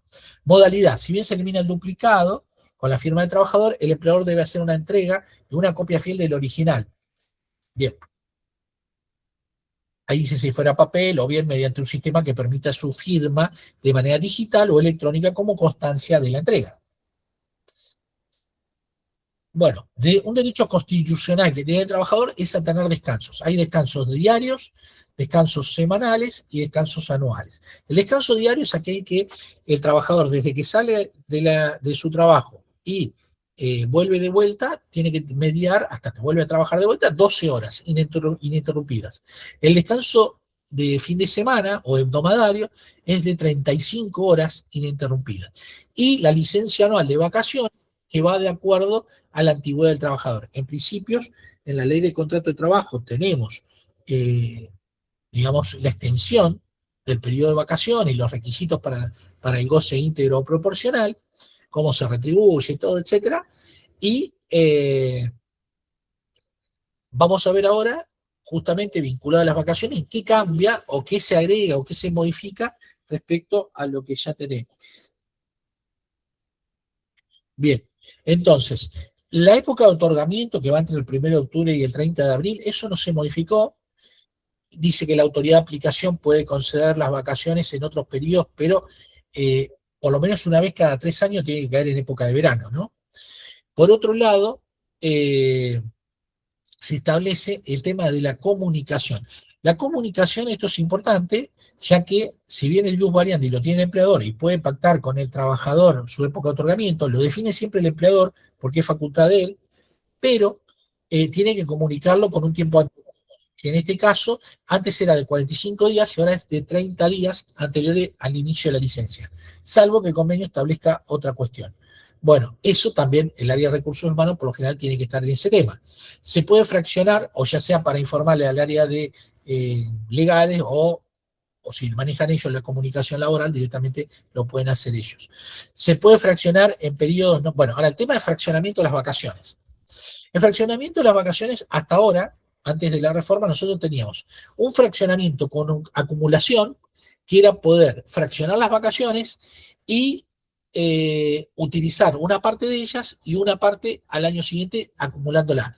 Lo cual la norma lo que dice, y eso sigue vigente, es que un tercio del periodo vacacional lo puedo pasar al periodo siguiente. Ejemplo, si un trabajador tiene 21 días de vacaciones, podría gozar 14 corridos y 7 días lo acumula, es fraccionamiento con acumulación, lo acumula a el periodo del año siguiente. Eso ya estaba y no se cambió.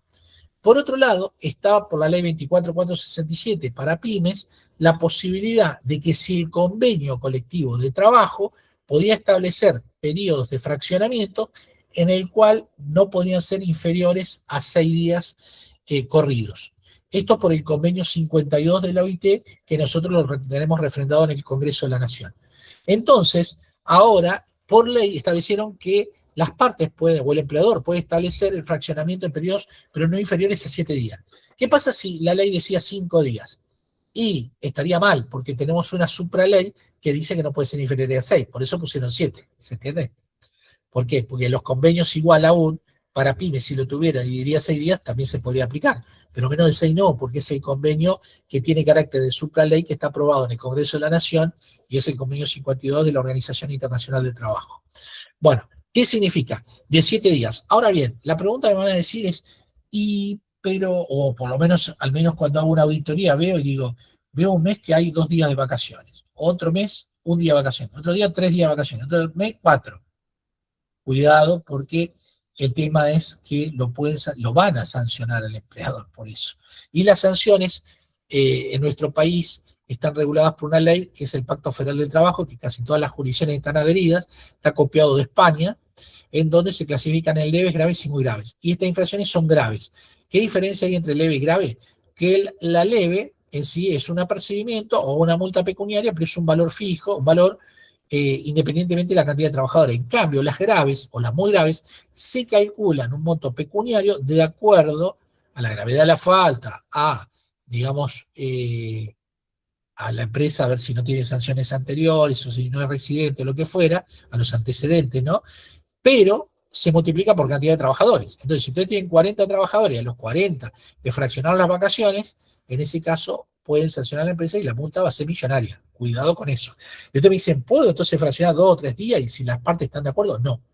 No se puede porque afecta el orden público laboral.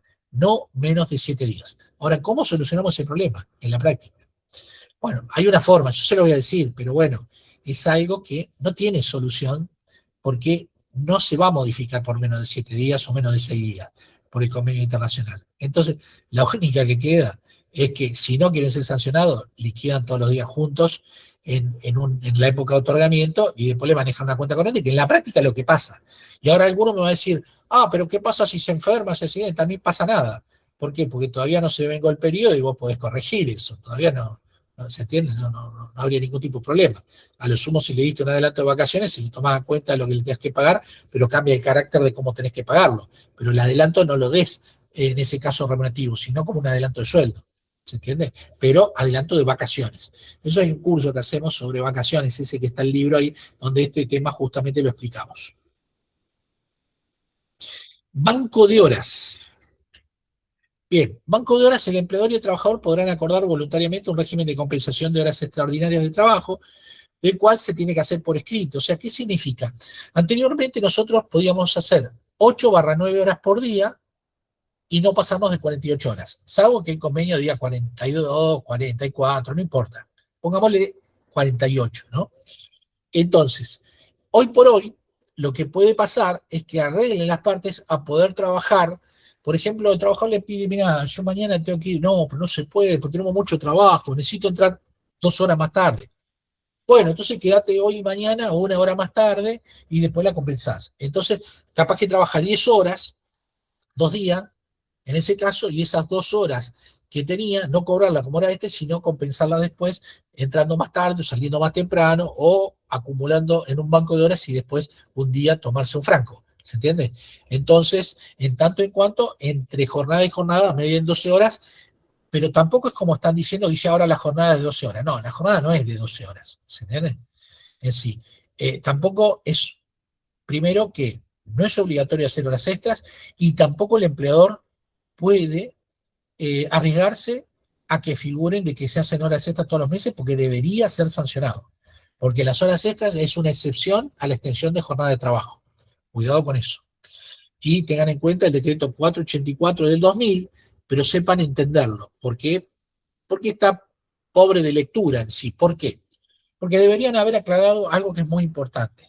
En el decreto ese modificaron un decreto del 79, bajando la cantidad de horas que se podían hacer como horas extras, salvo que se siga aplicando en la construcción y en edificios de propiedad horizontal, que es medio cuestionado porque es por medio de una resolución de Secretaría de Trabajo, pero bueno, independientemente de ello, te dice que puedes hacer 30 horas mensuales y 200 anuales. Entonces yo podría decir, si son 200 anuales, la divido 12, el trabajador podría hacer 16,66. Entonces le hago que haga 15 horas que haga 15 horas extra todos los meses, y si hago 15 por 12, en ese caso, tengo 150, 180 horas. No me paso las 200. Bueno, ¿qué pasa si va a una inspección? Si una inspección ve que un trabajador hizo 15 horas todos los meses, debería sancionar al empleador aunque no se haya pasado las 200 horas. ¿Por qué? Porque no pueden ser habituales. Porque ahí lo que están necesitando es un nuevo puesto de trabajo. ¿Cómo justifica la naturaleza extraordinaria de la prestación del servicio? Ahora, tenés un empleador que hizo 31 horas, un trabajador, un mes solo, y ese lo va a poder justificar, lo podés apercibir. Porque pobre encima, 1 hora sola, hizo 1 hora extra de más, y cual seguramente va a tener la posibilidad de decirme por qué la hizo, y lo va a poder justificar. El otro no lo puede justificar. Fíjense cómo son las cosas a veces. Por eso que en el tema de horas extras hay que ser muy riguroso, porque se afecta los derechos de incidencia colectiva, porque le estás quitando el puesto a otra persona. Ojo con eso. Bien, y aparte puede ser sancionado al empleador. Jornada reducida. Podrán establecerse también métodos de jornada máxima en base al promedio, de acuerdo a la característica de la actividad, siempre y cuando se respeten los descansos entre jornada y jornada de 12 horas y el descanso semanal de 35 horas. Asimismo, podrá utilizarse el banco de horas de modo de compensar la mayor jornada de un día con la menor de otro, y siempre y cuando no se supere el máximo legal de la jornada semanal, o lo que estipule el convenio colectivo o el estatuto profesional. Fíjense, por ejemplo, en trabajo de grupo equipo, eso lo tenemos hoy por hoy. En el trabajo de grupo y equipo te dice que en 3 semanas, la reglamentación te dice que en 3 semanas vos tenés que hacer, no puedes pasarte de 144 horas. Si vos haces 144 dividido 3, tenemos 48 horas semanales. Ahora bien, te dice, si bien el límite semanal es 48, excepcionalmente en trabajo de grupo o equipo podés hacer 56, pero no te puedes pasar 56. Pero después, las otras 2 semanas vas a tener que hacer menos, de tal manera que en promedio, o sea que en total te dé 144 y en promedio te dé 48. Por ejemplo, si yo hice una semana 56 y la otra hice 48, la última va a tener que hacer 40. Porque si no se pasa, ¿se entiende? Bien. Falta que se reglamente este punto. Preaviso. Vieron que la extinción del vínculo laboral establece el tema del preaviso. Por un lado está el del trabajador, ese táchenlo, porque no se lo pueden descontar. Si no se lo da, no se le puede descontar. Digan al empleador, pero no me avisó, no importa, no se lo puede descontar, se lo puede reclamar judicialmente, es inviable. Hagan de cuenta que está en el 237, el inciso A, le hacen una raya así y listo, en color roja, no existe. Ahora bien, el empleador tenía que preavisar dentro del periodo de prueba, con 15 días, después del periodo de prueba, con un mes, cuando el trabajador tenía hasta 5 años de antigüedad. Fíjense, ahí tenemos la antigüedad también. Otro caso donde hay antigüedad y cambia también el plazo del preaviso, fíjense. Y 2 meses cuando fuera superior. Lo que se elimina en este caso es tener que preavisar dentro del periodo de prueba. Ahora no se va a requerir la obligación de dar con un tiempo de antelación la extinción del vínculo.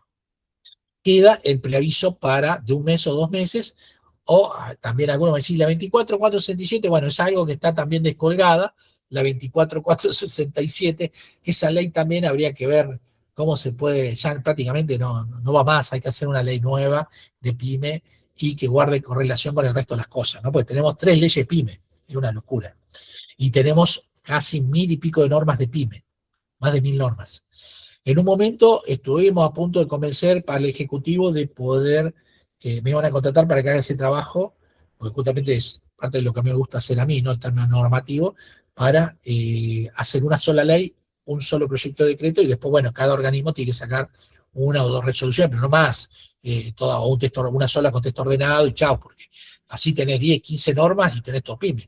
Hoy, si te dicen, me asesorás en PYME, me dice, y bueno, sí, dame 3 años más o menos que me lea las 1000 y pico de normas que hay, se pisan unas con otras. Por ejemplo, ley 24.467, ley 25.300, la ley 27.264, es un desastre, vamos rancho. Se interponen unas con otras, ¿no? Extinción por voluntad concurrente de las partes. Se incorpora, bueno, extinción por voluntad de las partes, acá se da por 2 motivos, se puede dar. Por la acción o la inacción. La acción es que las partes estén de acuerdo en extinguir el vínculo, se hace un acuerdo, se certifica la firma y se homologa se certifica, digamos, se hace ante un escribano y se homologa ante la autoridad administrativa. Bueno, eso es extinción del vínculo por voluntad de las partes, o por mutuo acuerdo de las partes.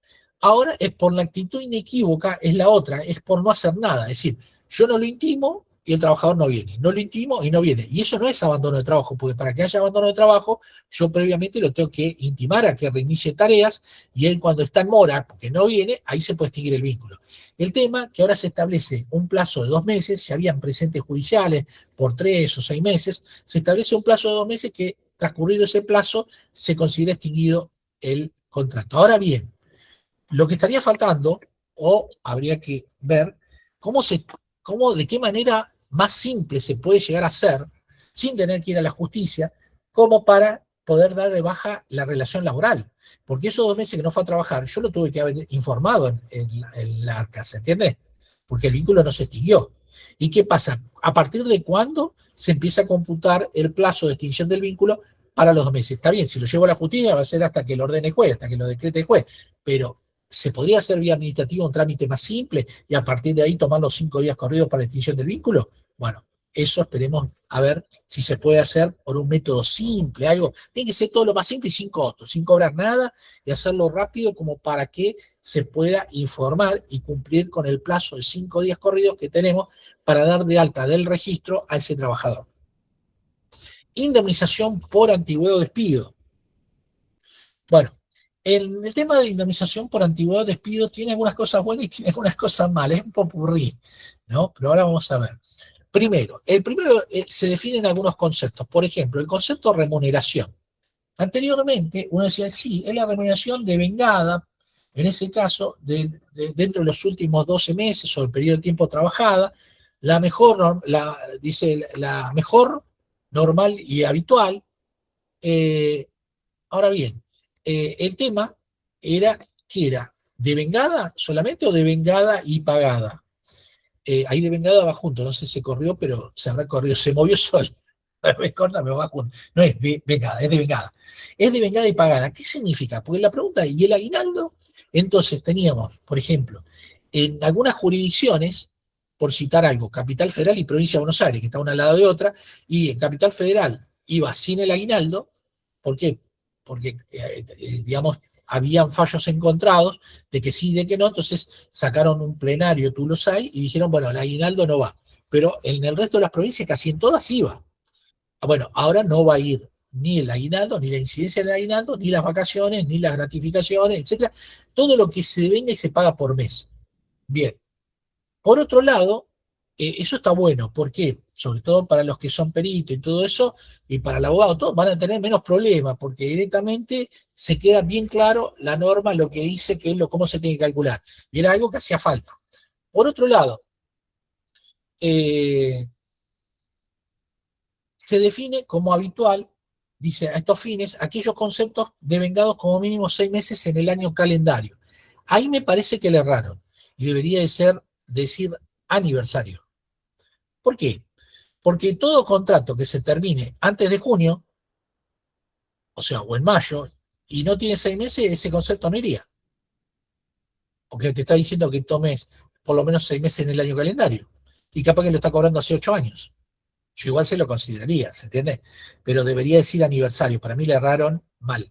Eso porque no se pusieron a hacer un ejemplo o algo y darse cuenta de que para mí yo entendería que debería decir aniversario. Bueno, hagamos de cuenta que dice aniversario. Ya en otro momento también teníamos que decía la remuneración percibida y no decía devengada y la tomábamos como devengada. Así que no se haga problema. Yo lo que le recomiendo que donde dice año calendario, táchenlo y pónganle año aniversario.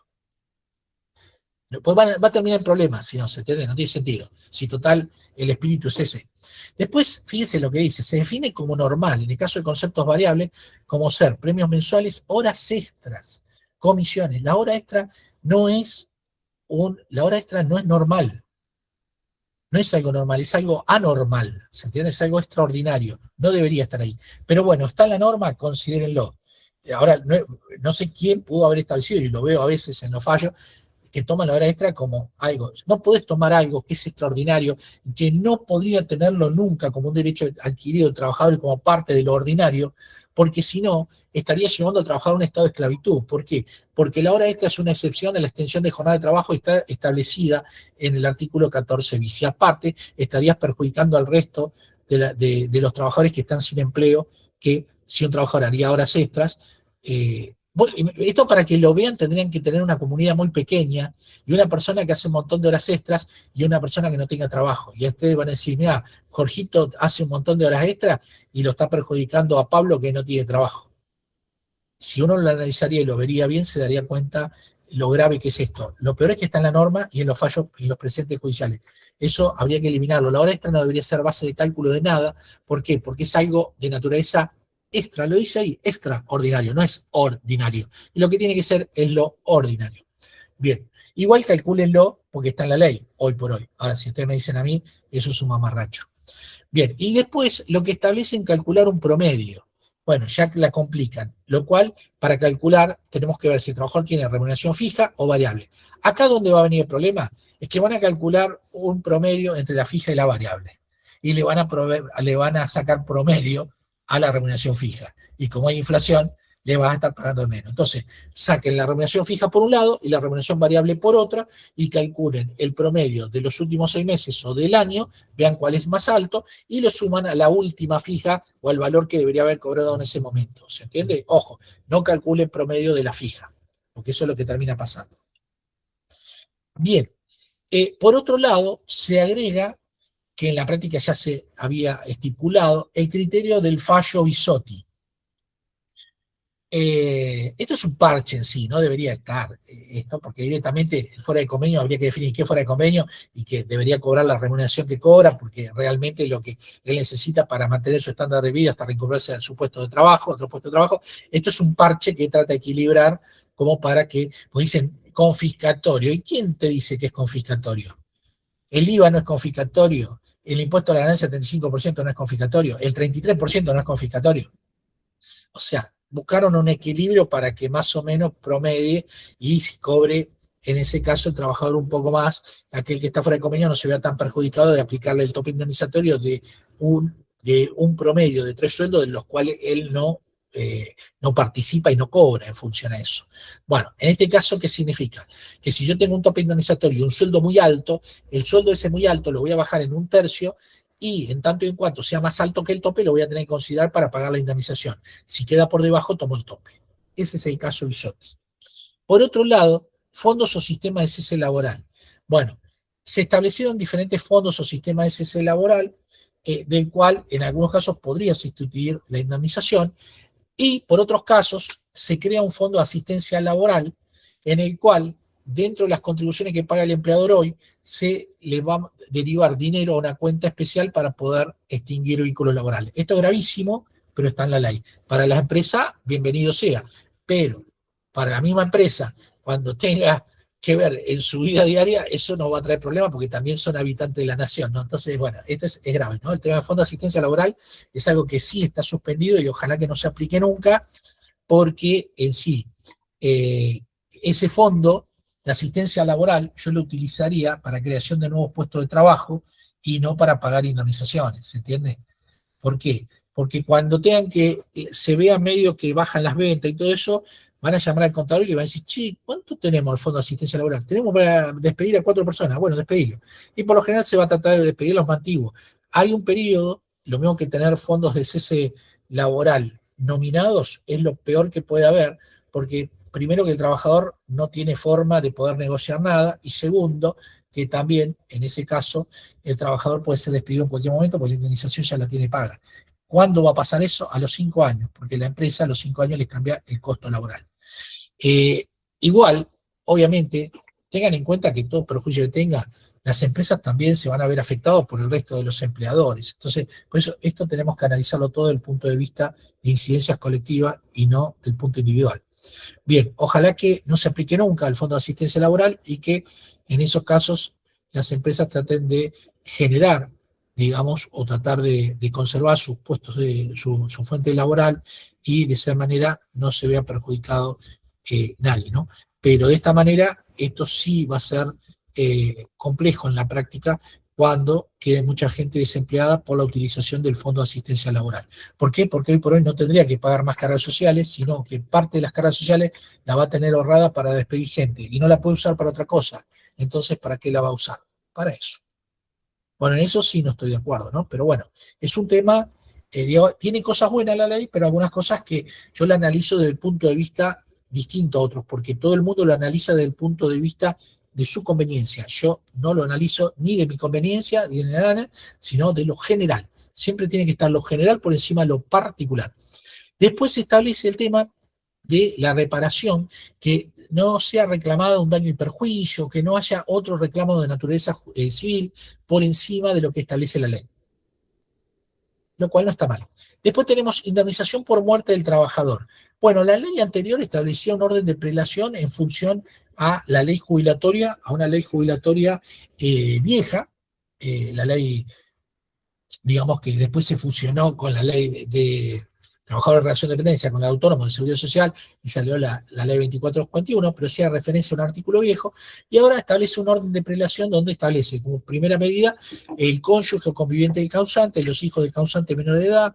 El problema acá es que si ustedes tienen, digamos, una declaración jurada donde el trabajador por X motivo informó, ya sea en un formulario 572, al ingreso a la relación laboral, por la obra social, lo que fuera, y tienen certeza, hagan el pago. En caso de dudas, por la duda, lo que pueden hacer es una consignación judicial. Ven a una abogada, a un abogado, y que le haga una consignación judicial, porque si no, termina pagando mal, paga 2 veces. Si bien ahí igual la ley da el supuesto de que si lo pagó y pasó dentro de un plazo, después se tendrán que ver las partes, pero bueno, para evitarlo, cuando hay duda, hay veces que no tenés dudas, porque decís, no, esta persona está casada y me la está informando ¿qué se dice? En ganancias, o la tiene la obra social como dentro del grupo familiar primario, artículo 9 de la ley de obra social. Bueno, ahí no hay problema, pero el problema es cuando hay duda, cuando se presenta más de una persona. Indemnización por muerte del trabajador. ¿Se acuerdan que vimos el artículo 18 que decía que pasado 2 años de reingresar? Bueno, este artículo se agregó, pero en sí se agregó para el tema de las actualizaciones, porque en otras palabras lo que dice es que si yo contrato a un trabajador en varias circunstancias, al momento de extinguir el vínculo le tengo que computar toda la antigüedad y restarle las indemnizaciones anteriores, las cuales nunca pueden ser inferior al último periodo trabajado. En la práctica, ¿qué se hace? Se paga el último periodo, porque actualizar lo otro, muchas veces los valores dan cualquier cosa, ¿no? El tema es que ahora, por ahí, si es importante la actualización, van a querer actualizar todo eso, lo cual genera un trabajo, un disparate, ¿no? La otra es que, si el trabajador prestó servicio y nunca se lo indemnizó, se lo indemniza por todo el periodo, pero los periodos efectivamente trabajados, ¿se entiende? ¿No? Los periodos donde el trabajador no prestó servicio para la empresa. Entonces, en esos casos, si actualizamos la indemnización anterior, porque se le pagó una indemnización, ahí hay que correlacionarlo con el artículo 276. Bien. Perdón, esto es todavía lo que me quedó del anterior, que era el tema que el empleador queda liberado del pago si cancela el mismo dentro de los 30 días de ocurrido el deceso del trabajador. Bueno, ténganlo en cuenta esto, ¿no? Y en caso de dudas, hacer una consignación judicial. Bien, actualización de créditos laborales, se fijan las nuevas pautas de actualización de créditos laborales, IPC más 3%, hubieron fallos en donde, bueno, presentaban algunos la pedida de inconstitucionalidad, ahora después está también el artículo 54 y 55, ahora el 55 lo dejaron fuera de las suspensiones. Bueno, a la larga se va a terminar estableciendo seguramente que la actualización será de esa manera. Pago de sentencias en cuotas. Acá la pregunta es, ¿puedo pagar la indemnización en cuotas? La ley no me permite el pago en cuotas, pero en una sentencia judicial se puede solicitar el pago hasta en 6 cuotas para las empresas grandes, siendo las mismas ajustadas, y en caso de las pymes, en 12 cuotas mensuales consecutivas. Pero en la práctica muchas veces se ha hecho acuerdo y se ha homologado porque no había posibilidad de poder pagarlo por una situación extrema o lo que fuera, y bueno, se ha dado algunas veces de que se haga un acuerdo y que se pague en cuotas también. Sobre todo en aquellos lados donde se puede hacer una conciliación, sobre todo antes de llegar a la justicia. Esto ya es vía judicial. Yo me acuerdo que en una oportunidad un trabajador me vino a ver, trabajaba en una empresa láctea conocida, y lo habían despedido. Entonces me pide sobre la indemnización, si le podía hacer los cálculos y ver si había una diferencia importante. Me dice, si hay una diferencia de vacaciones, el aguinaldo, no, me dice, pero bueno, le digo, sí, mirá, hay una diferencia importante, le digo, porque te tomaron mal el tope indemnizatorio. Te tomaron el tope indemnizatorio de un convenio colectivo, de un acuerdo salarial viejo, le digo, y el problema en la práctica es que no está saliendo. No salía, es una locura, ¿no? La cosa que, bueno, le hice un escrito para que presenten, lo vieron en el área de recursos humanos, dijeron que me conocían. Dice, sí, lo conocemos, y dice, tiene razón. Aparte le mostré un presente judicial que decía que en caso de no estar, lo tenía que calcular ellos, etcétera. Y le decía cómo calcularlo, todo, le dije. Y bueno, me dice, sí, te lo vamos a pagar, la diferencia, pero cuando salga homologado. Le digo, pero no va a salir nunca, le digo, porque ya salieron un montón de acuerdos y nunca salieron, el anterior no va a salir. Bueno, la cosa, le digo, vamos a esperar. Y ya cuando se estaban por llegar los 2 años, iba a prescribir, dije, bueno, vas a tener que intimar. Y bueno, ¿qué hice? La intimación la hice con, la empresa estaba en provincia de Buenos Aires y no tenemos conciliación, entonces digo, vamos a tratar de ver cómo podemos hacer para que sea en capital. Y bueno, el domicilio de la empresa no era en capital, era en provincia, pero el director estaba en capital. Y ahí averigüé y dije, vamos a intimar también al director. Al otro día nos llamaron, empezamos a negociar. En el primer conciliación no llegamos a ningún acuerdo, y en el segundo sí, y se hizo en 3 pagos después de indemnización. Y el trabajador se fue a Francia, a París, gracias a eso, y está eternamente agradecido, me lo dice siempre, pero cuidado, era un derecho que tenía ley, porque no era nada que no le corresponda, era lo que le correspondía en sí, cuidado, porque si no le estaban pagando mal. ¿Y la culpa de quién era? Del Ministerio de Trabajo, porque homologaba las escalas sin ahora te dice la norma que las partes tienen que llevarlo para homologarlo. Es una pavada calcular el tope indemnizatorio. Bueno, no se hacía y salían las escalas sin tope. ¿La culpa de quién? De la Autoridad Administrativa del Trabajo. Fíjense, justo a quien tiene que velar por eso. Modificación de la ley 25.877. Se establecen garantías, esta es una ley de reforma laboral. Se establecen garantías las prestaciones de servicios mínimos ante conflictos colectivos que puedan, vieron que tenemos servicios de carácter esencial, como tiene que ver la salud, tenemos el tema de la seguridad, etcétera, en donde se tienen que dar una cantidad de servicios mínimos. Bueno, eso después se reglamenta con otra ley, que es la ley de asociaciones sindicales, en donde, perdón, con la ley con esta ley, 25.877, en donde se establece una cantidad mínima, que esto sí ahora lo suspendieron por ahora, de prestación mínima para los servicios esenciales de un 75% y de importancia trascendental de un 50%. Bueno, esto igual se tiene que reglamentar después cómo se va a hacer. Modificaciones a la ley 14.250, que es de negociaciones colectivas, permitiendo acuerdos a nivel provincial y promoviendo el sindicato empresa como un nuevo eje. Se busca limitar la ultraactividad y agilizar la homologación de convenios, descentralizando. Yo lo que no sé si está preparado la Secretaría de Trabajo para hacer esto, ¿no? Pero ojalá. ¿Por qué? Porque que se actualicen los convenios estaría bueno, sobre todo si se actualizan también los representantes, ¿no? Que no estén siempre los mismos, ¿no? Que haya una movilidad respecto a quiénes tiene que ser. Pero por eso hay que modificar también la parte de la ley de asociaciones sindicales, ¿no? Tuvo unas modificaciones muy importantes sobre el tema del cobro de, ahora lo vamos a ver, de asociaciones sindicales, del cobro de aportes solidarios y el tema de los bloqueos y todo eso, donde puede ser sancionado, sobre todo cuando se hacen bloqueos, y también de conductas desleales por el hecho de cobrar cuota sindical sin que el trabajador haya manifestado su voluntad. Ahora les voy a explicar bien el tema de la cuota sindical, ya vamos terminando. Limitación entonces al derecho de huelga, ahí está lo del 75 y el 50 que decía, el tema de bloqueo. Aportes solidarios, se fija un tope del 2% para las cuotas solidarias. Acá sí, por ahí me voy a extender 5 minutos más. Aportes solidarios. Bueno, yo veo que hay mucha confusión, y hay mucha confusión también hasta cuando se hace la norma por desconocimiento. ¿Por qué? Porque la Constitución Nacional te establece que uno se puede afiliar o no a una asociación sindical en forma libre. Entonces, si es en forma libre, no es obligatoria.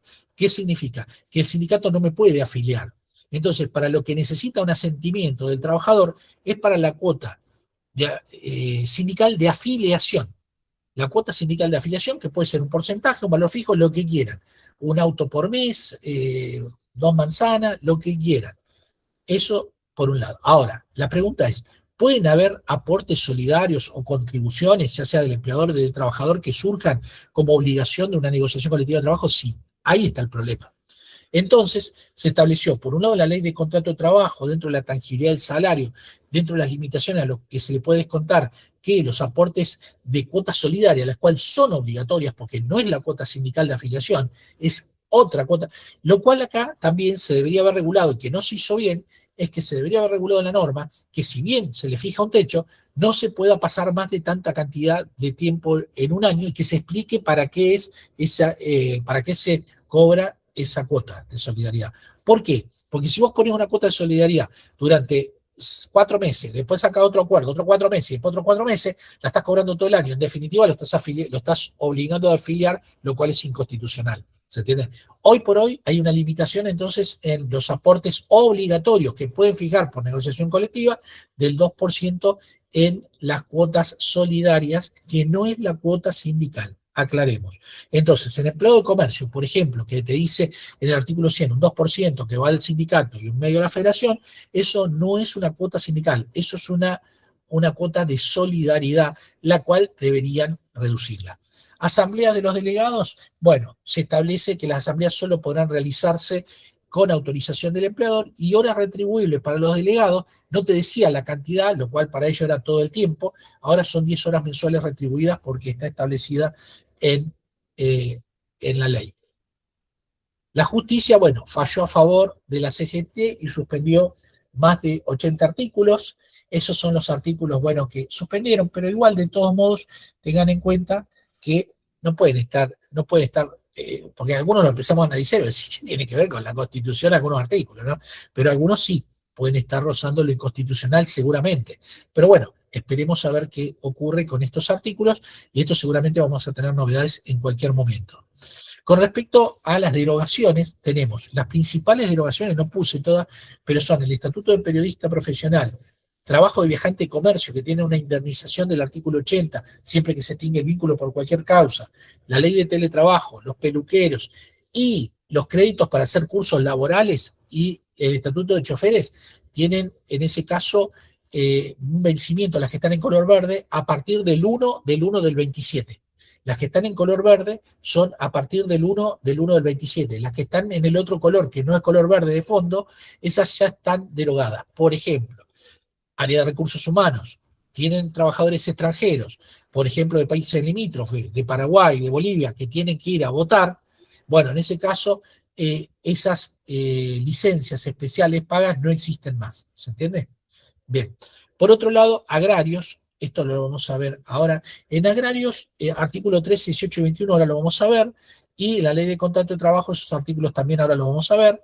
Ley de jornada de trabajo, se elimina la planilla horaria, como le habíamos dicho, como importante. En el caso de la ley de contrato de trabajo, se derogan auxiliares del trabajador. ¿Esto para qué? Para que no haya confusión con el tema de colaboradores independientes. Aplicación de registro, planilla y otros elementos y formularios. Por el tema del libro de sueldos, se eliminan todo lo que sean formularios y planillas. Propinas. Bueno, con propinas se establece, se deroga el artículo 113, están permitidas poder cobrar las propinas, no están prohibidas, pero no forman parte de la remuneración del trabajador y se modifica el artículo, uno de los artículos de la ley de contrato de trabajo y se deroga el 113 respecto de las propinas. Por otro lado, mujeres y menores que tenían un descanso al mediodía de 2 horas, se elimina, como también se elimina la prohibición que tenían las mujeres de hacer tareas penosas, peligrosas e insalubres, que ya en la práctica, antes una mujer no podía conducir un vehículo de transporte, un camión, o un transporte de pasajeros, o el subterráneo, lo cual ya hace años que lo vienen haciendo, y está bien, y por eso que era necesario derogar, de hecho lo pedimos nosotros, que se derogue el 176, despido y no reincorporación del trabajador, y conducta maliciosa o temeraria del empleador, también es otro de los artículos derogados. Bueno, aquellos que quieran hacer el curso en extenso pueden consultarme, ya dentro de poco vamos a sacar una fecha con un curso que, bueno, dura bastante, dura como 3 horas, en el cual se analiza con práctica y todos estos temas que estuvimos viendo. Bien, dudas y preguntas, tratamos de, bueno, muchas gracias a todos por la participación, y bueno, tratamos de hacer una síntesis en el transcurso de 1 hora y media, un poquito más se me fue, respecto de las principales modificaciones que se hicieron dentro del régimen, de la ley de contrato de trabajo. Acá también hay que tener en cuenta que hay modificaciones en casas particulares y que hay también en trabajo horario. En casas particulares, el periodo de prueba, que era de 15 o 30 días, si la persona conoce el retiro, era de 6 meses, y en el caso de los agrarios es de 8 meses el periodo de prueba que no tenía. Y también se elimina, en el caso de los agrarios, que es importante si tienen algún empleador de esa naturaleza, es que antes teníamos el contrato permanente, continuo, discontinuo y el temporario. Se eliminó el permanente discontinuo. O sea que ahora, si un trabajador lo contrata para la cosecha, para una tarea cíclica o estacional, al otro año extinguen el vínculo después y lo vuelven a contratar de vuelta, cosa que antes tenía que pasar a ser permanente discontinuo y ahora no. Si alguno quedó, tiene que seguir y lo tendrán que indemnizar en su caso. Pero aquellos nuevos que entraron ya a partir de ahora pueden contratarlo en cada cosecha y no pasa a ser permanente discontinuo por la reforma que sufrió por medio de la Ley de Modernización Laboral. Bueno, ¿dudas? ¿Preguntas? Bueno, José, toda la audiencia está diciendo que fuiste muy claro y que sos un genio, así que yo Bien. adhiero a eso porque, Bueno, nada, gracias. siempre es un placer escucharte. Yo lo que te quiero preguntar, que es lo que genera más dudas, ¿cómo nos manejamos ahora con el tema de los plazos de esta suspensión y cuál sería el curso con el cual nos vamos a encontrar de respuestas y de accionar de los distintos organismos con esta suspensión? Sí, con respecto a aquellos artículos que están suspendidos, obviamente vamos a tener que esperar que se hizo el Poder Ejecutivo, obviamente los va a apelar, y bueno, después se expedirán sobre el particular. Mientras tanto, hacemos de cuenta que están suspendidos como tal y no los aplicamos. Pero algunos, como por ejemplo, artículos que no están suspendidos, como el del recibo de haberes, bueno, ya a partir de ahora tenemos que tomar una medida. Entonces, en esos casos, aplicarlo independientemente de que no haya salido la reglamentación. Entonces, dice que hay que poner las contribuciones, y bueno, pónganle las contribuciones. No tienen forma de sacarla en forma, saquen un promedio de última, para empezar. Agarra, ven, el total de carga laboral que van a tener para el asiento contable, lo dividen por la masa y bueno, por lo menos sáquenlo por este mes en promedio. Ya después se van a ir ayornando los sistemas, o, pues yo también digo, algunos no tienen sistema, entonces el que no tiene sistema lo tiene que calcular. Por eso que digo que lo ideal sería que esté en un solo renglón y no todo un detalle pormenorizado. Esperemos que salga lo más simple posible. Entonces, con respecto a la suspensión, tengamos en cuenta que mientras estén suspendidos no van a resultar de aplicación en la práctica, pero que en cualquier momento se puede levantar y tal vez queden algunos suspendidos y otros no. Entonces, hasta que después se vuelva a apelar o lo que fuera y después llegue a la Corte Suprema, lo que fuera, donde determinen la constitucionalidad o no de algunos artículos, porque algunos no son inconstitucionales. Entonces, obviamente que algunos por ahí van a quedar, porque sí, rozan lo inconstitucional, obviamente, y otros que no. Entonces, veremos qué ocurre con eso, sobre todo el tema en el caso del artículo 12, en el artículo 11, que son los principios laborales, y eso, ahí por ahí sí, esos se van a ver suspendidos. Pero bueno, después el tema de la actualización laboral, eso, para mí, el problema es la inflación, no es el problema del índice que estés tomando, porque si el índice lo estás aplicando para todo y encima estás dando un 3% más, ahí no, ¿qué inconstitucionalidad tiene? Se entiende ninguna. Pero bueno, hay muchos puntos así en donde yo creo que en la práctica algunos sí, tal vez se van a declarar inconstitucionales, pero la mayoría no. ¿Por qué? Pues sería un bochorno que sea todo inconstitucional. Quiere decir que el Congreso de la Nación, que son nuestros representantes, hicieron una ley con 80 artículos, o sea, con gran parte, casi no digo el 50%, porque tiene 218 artículos, pero más del 30% de los artículos, o el 40% es inconstitucional. Sería un problema grave. Y sí, sería un problema grave constitucional porque, o sea, quiere decir que se están haciendo normas en donde no se está respetando la Carta Magna, o lo que es eh, el- lo que sería, digamos, la Constitución Nacional, que hay que tenerla en cuenta. Entonces, bueno, no, yo creo que en unos días más seguramente se va a levantar la medida y tal vez, no sé, apelen o lo que fuera, y bueno, seguirá su curso, pero hay artículos que siguen, que están vigentes y eso sí se aplican. Bien, bien. Bueno, súper claro todo, así que Steffi, te dejo a vos para cerrar. No sé, había alguien que levantó la mano, porque quizás es algo que quieren consultar ahora. Si son consultas cortitas, lo podemos hacer. Si no, lo pueden mandar por el formulario que lo dejé ahí en el chat. Así le podemos enviar todo el material, el PDF con todo lo que se dio hoy, más la grabación del día de hoy también. Así que por eso los invitamos a que se puedan anotar ahí. Le damos las gracias a todos los que participaron y que permanecieron hasta el final, por la cantidad de gente que veo conectada hasta ahora.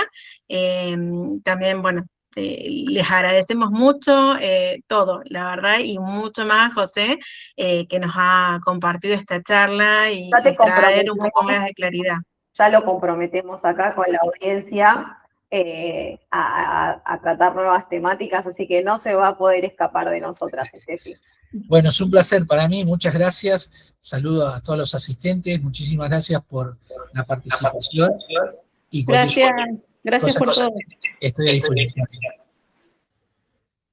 Buenísimo. Saludos.